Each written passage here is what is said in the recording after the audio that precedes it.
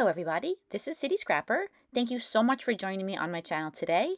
Today I have a layout that I made using the November My Creative Scrapbook limited edition kit.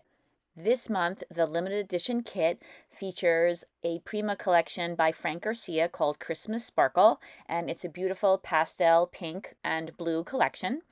And I'm also going to be using one of the pear tree cut files that you can use if you receive a monthly kit from My Creative Scrapbook. And that cut file is called Cozy Little Christmas. I find that when I use Prima collections, I do a lot of fussy cutting. They always have great images and cut apart cards and all kinds of things to cut out. So what I find is I have a lot of scraps left over, and I do not like to have any waste at all in my scrapbooking supplies. So what I'll do is I will usually try to cut those scraps into strips, and I'll combine them, and a lot of times I'll make a background with them. So I thought that for this layout, I would use some strips of paper on a slant. So I cut a piece of paper that I didn't plan on using for anything else, and I'm layering these strips on top of that paper. And these are 1/2-inch strips. There are some papers though that are thinner because I had cut them off of something, and I thought I wanted to make use of those too. So I include some of those thinner strips as well. And it also looks like there are a couple of strips that are a little bit wider than 1/2 inch. So now I have used the majority of the strips. I still have some left over, and I've covered this piece of paper, and I'm trimming either side of the paper, and then I'm going to use my paper trimmer to trim along the bottom. I'm going to be placing this on a piece of white gessoed smooth white cardstock. And I was thinking once I started arranging everything that I wanted to have a little bit more of a diagonal strip in the upper right-hand corner. So I cut a piece of that same paper that I used on the bottom, and I'm using those few strips that are left over, and I'm going to be covering that with some more strips of paper. And the triangle is fairly small, so it doesn't take too many strips of paper to cover it up. On the left, you can see the cut file, and that says Cozy Little Christmas, and I've backed it with some scraps of paper, so cut files are another great way to use up scraps. I really love the idea of not having any scraps left over or having very few scraps left over, but I also really love the way that all those pattern papers look when they're right next to each other by using strips of paper. So it's something that I really enjoy doing because I think it really brings out the best of the collection when you have lots of the different pattern papers combined. I'm using some Distress Oxide in Stormy Sky, and I use this to also ink the edges of each of the strips of paper. And now I'm using a pencil, and I'm just drawing some light lines to show me where those background strips of paper are, and I'm going to put some mixed media in the area that won't be covered up by the strips of paper. For this background, I'm using some Lindy Starburst sprays. I'm using Cocklebells Coral, Saltwater Taffy, and Cotton Candy Pink. I really like this combination of different pinks, and I think that these pinks go really well with the Christmas Sparkle collection. So you could see here that I'm using the packaging technique, and I'm adding the color mainly where I think that the cut file is going to be, but I'm not worried if I get extra color around the background. So I'm spreading that around. I also use my heat tool and I dry the colors in between each layer, and that helps the color to build up and look a little bit more intense and a little richer. This collection is very subtle. There are very few dark colors in the collection, so I want to make sure that the background is somewhat subtle as well, and that's why I'm only using pinks, and I'm using pinks that are on the lighter side. Sometimes I have been known to go a little wild with the colors in the background, so I wanted to make sure that this particular background stayed as subtle as the papers that I'm using. Here I'm using my heat tool and I'm drying up those sprays, and then I add some splatters to the background. And then after I add some splatters, I add some droplets of water, and this is something that I just love to do. Once the background is dry, I'll put some water droplets on the back and then roll paper towel over the top. And I've seen many people do this, and I have to say that I absolutely love the effects that this gives on the background. I just can't get enough of this technique. So I roll the paper towel over the back, and that lifts up some of the color. And then I add some white acrylic splatters. This is watered down white acrylic paint, and I just splatter a little bit of paint around the background. And I like on winter layouts the way the splatters look like they're snow, but you won't see too many of the white splatters because there are going to be a lot of things layered on top. But I do like having the portion of the background that's showing have a lot of variation to it. Now the background is done and the strips of paper are all ready to be attached to the background. So I add some adhesive and I attach the papers that have the strips of paper on them down to the background, right where I had planned to put them. And now I'm going to put my cut file on the top. I decided that I was going to cut out a blue piece of paper to go behind the cut file. I used the offset function on my Silhouette Cameo, and so that piece of blue paper will create a blue border when placed behind the cut file. And that blue color is probably a little bit darker than the darkest blue in the pattern papers, but I like the idea of creating contrast between the title and the background. So since this was a very similar color, I thought that this would work out well. And I'm creating a little bit extra contrast by inking the edges with some more of that Stormy Sky Distress Oxide and a dauber. So now I have some adhesive on the back of the cut file, and I layer that on top of that offset piece. And now I'm going to pop that up using some fun foam. The blue paper that's in the background helps a little bit with popping up the whole title on some foam because it creates a larger surface for the foam to rest on. So for example, on the word little that's in the center, those white letters that I cut the cut file out of are very thin, but when I added the blue offset to the back, I was able to easily cut out some pieces of foam to lift those up. And now I'm adding yet more adhesive to this foam and attaching it down to the layout.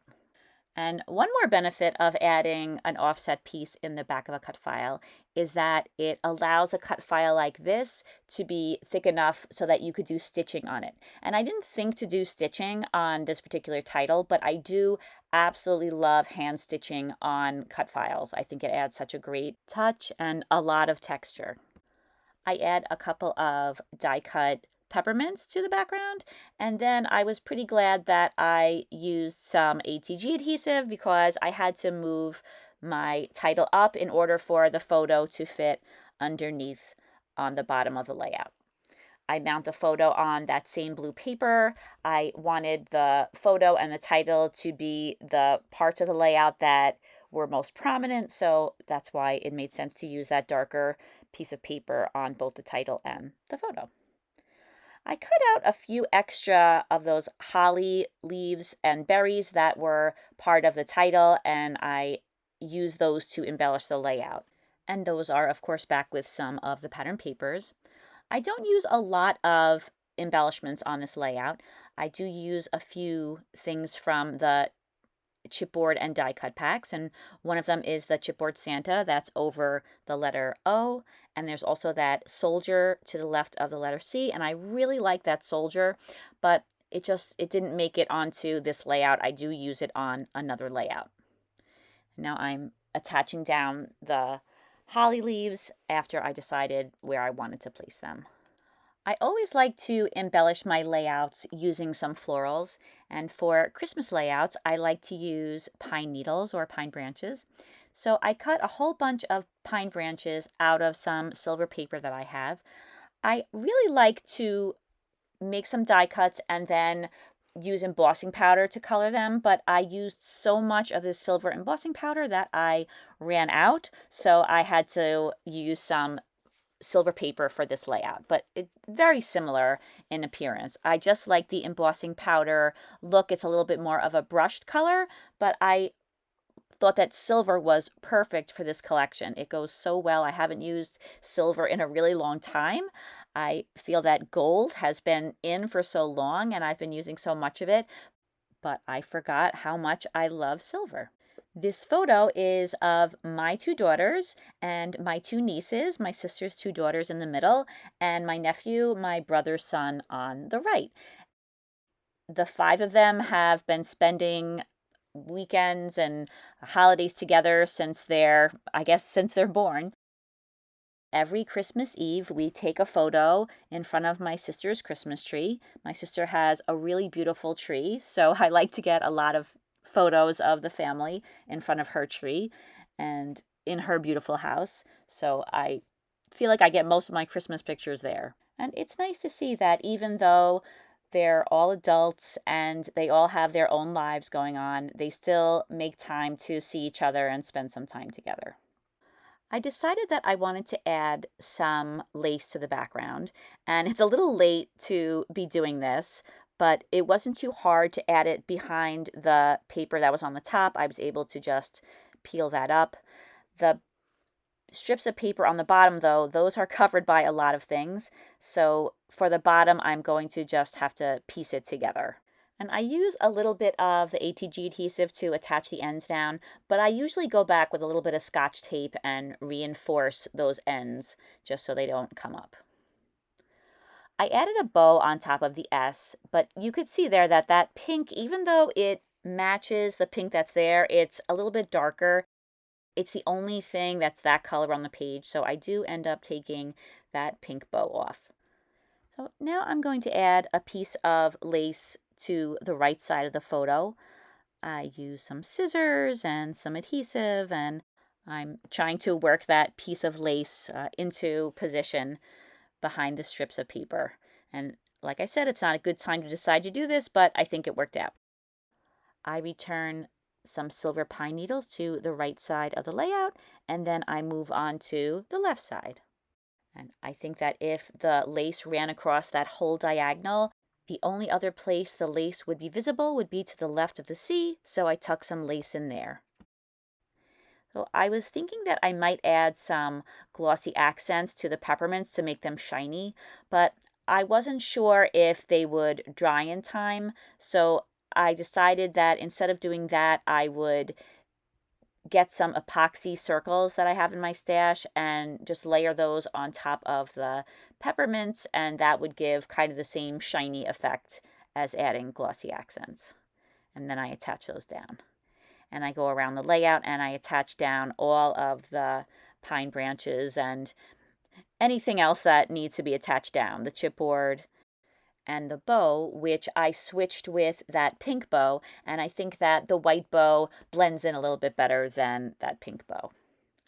I'm adding some photo corners just to the two bottom corners of the layout because the other corners won't be visible. So I punch those out of some pattern paper and I ink the edges again with that Stormy Sky Distress Oxide. Then I add some self-adhesive pearls to the photo corners. These are from a company called Want to Scrap, and they're a silver color. I thought that those very small pearls not only looked good on the photo corners, but I thought they might look nice sprinkled among all of the silver pine needles. This is a slightly darker color of silver, but I think that it went well with the pine needle color. I also add some of these dots around the page. They're really pretty. They're a pink translucent color, and I have them sprinkled around the cut file title in 3 different sizes. These are also made by that same company, Want to Scrap, and I love the pink color. I feel that it matches really well with the Christmas Sparkle collection. And that is the last touch that I add to this layout. Here are some close-ups. You could see that my silhouette cameo is kind of on the fritz, but it's still cut out the cut file well enough that I could use it. I hope you enjoyed this video. I hope you got some ideas or some inspiration for your own layouts. Take a look in the description box if you would like to check out the limited edition kit and all of the other kits that my Creative Scrapbook offers this month and every month. I hope that everybody has a fantastic day, and I hope to see you again soon. Take care, everybody. Bye-bye.